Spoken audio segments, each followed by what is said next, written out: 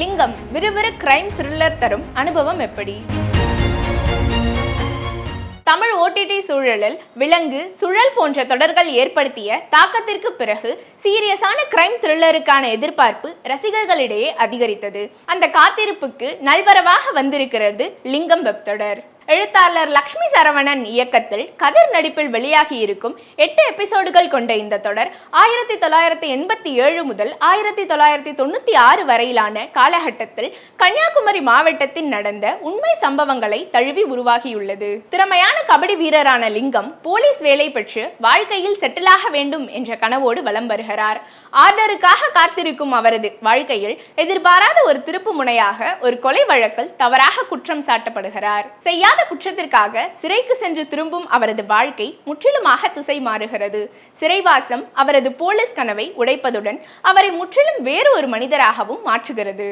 விதியின் விளையாட்டால் சட்டத்தின் பிடியிலிருந்து தப்பிக்க நினைக்கும் லிங்கம் மெல்ல ரவுடியாக உருவெடுக்கிறார். போலீஸாக விரும்பிய ஓர் இளைஞன் எப்படி ஊரையே கதிகலங்க வைத்த ரவுடியாக மாறுகிறான் என்பதை நட்பு, காதல், துரோகம் என பல விஷயங்களுடன் பேசுகிறது லிங்கம். ஒரு எளிய மனிதன் கேங்ஸ்டராக மாறும் கதைகள் தமிழ் சினிமாவுக்கு புதியதல்ல என்றாலும் அதை இன்றளவும் நம்பகத்தன்மையுடனும் நேர்த்தியாகவும் விறுவிறுப்பு குன்றாமலும் சொல்லி இருக்கிறார் இயக்குனர் லக்ஷ்மி சரவணகுமார். முதல் எபிசோடில் வரும் 2 சிங்கிள் ஷாட் காட்சிகளில் பார்ப்பவர்களை நிமிர்ந்து உட்கார வைத்து அடுத்தடுத்த காட்சிகளில் உள்ளிழுத்து விடுகிறது திரைக்கதை. இயக்குனரின் வாய்ஸ் ஓவரில் தொடங்கும் தொடர் கதாபாத்திரங்களின் அறிமுகத்திற்கு வெகு நேரம் எடுத்துக்கொள்ளாமல் முதல் எபிசோடிலேயே இதை நோக்கித்தான் தொடர் செல்ல போகிறது என்பதை அழுத்தமாக சொல்லிவிடுகிறது. ஆரம்ப எபிசோடுகளில் கட்டமைக்கப்படும் பதற்றமும் கதிர் எதிர்கொள்ளும் சிக்கல்களும் அடுத்து என்ன என்ற எதிர்பார்ப்பை எகர செய்து விடுகின்றன. ஒவ்வொரு எபிசோடின் இறுதி காட்சியும் எழுதப்பட்ட விதம் நம்மை அங்கங்கு நகர செய்யாமல் ஒரே சிட்டிங்கில் முழு தொடரையும் பார்க்க வைத்து விடுகிறது.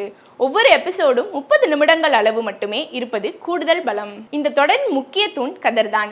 ஆரம்ப எபிசோடுகளில் கபடி விளையாடும் போது காட்டும் எனர்ஜியும் சுற்றி இருப்பவர்கள் தன்னை பயன்படுத்திக் கொள்வதை அறியும் போது முகத்தில் அவர் காட்டும் வலி, ரவுடியாக மாறும்போது அவரிடம் ஏற்படும் மாற்றங்கள் என தனது கதாபாத்திரத்தின் பரிணாமத்தை மிக நேர்த்தியாக வெளிப்படுத்தியுள்ளார். திரு கதாபாத்திரத்தில் நடித்துள்ள சத்யாவும் தனது பாத்திரத்தின் கனத்தை அறிந்து சிறப்பான நடிப்பை தந்துள்ளார். போஸ் வெங்கட், பூர்ணிமா ரவி உள்ளிட்டோரும் குறைவில்லாத நடிப்பை வழங்கியுள்ளனர். தொடரின் ஆரம்பத்தில் காட்சிகளின் சூழலுடன் பொருந்தாமல் தோன்றும் திவ்ய பாரதி கூட அடுத்தடுத்த எபிசோடுகளில் தன் நடிப்பால் வசீகரித்து விடுகிறார். எனினும் அவருடைய டப்பிங்கில் இன்னும் கவனம் செலுத்தி இருக்கலாம்.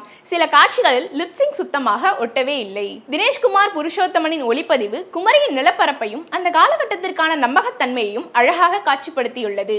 டோனி பிரிட்டோவின் இசை காட்சிகளுக்கு பலம் சேர்க்கிறது. குறைகள் என்று பார்த்தால் லிங்கம் ரவுடி ஆவதற்கான பின்னணி இன்னும் அழுத்தமாக சொல்லப்பட்டிருக்க வேண்டும். அதே போல ஒரு காட்சியில் நல்ல நண்பர்களாக இருக்கும் லிங்கமும் திருவும் அடுத்த காட்சியிலேயே திடீரென முட்டிக்கொள்வதாக காட்டுவது ஏற்கும்படி இல்லை. லிங்கம் திரு மோதல்தான் அடுத்த சீனுக்கான மையப்புள்ளி என்று இருக்கும் போது அதை இன்னும் அழுத்தமாக காட்சிப்படுத்தி இருக்கலாம். சத்யா, பூர்ணிமா காதல் காட்சிகள் எடுக்கப்பட்ட விதம் சிறப்பாக இருந்தாலும் இந்த கதைக்கும் அதற்கும் பெரிய தொடர்பு இல்லாதது போல அந்த காட்சிகள் மட்டும் துண்டாக ஓடிக்கொண்டிருக்கின்றன.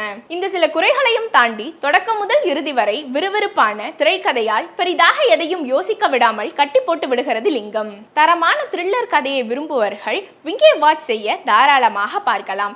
ஜியோ ஹாட்ஸ்டாரில் காண கிடைக்கிறது. கண்டிப்பாக 18 வயதிற்கு உட்பட்டோர் பார்க்க உகந்ததல்ல.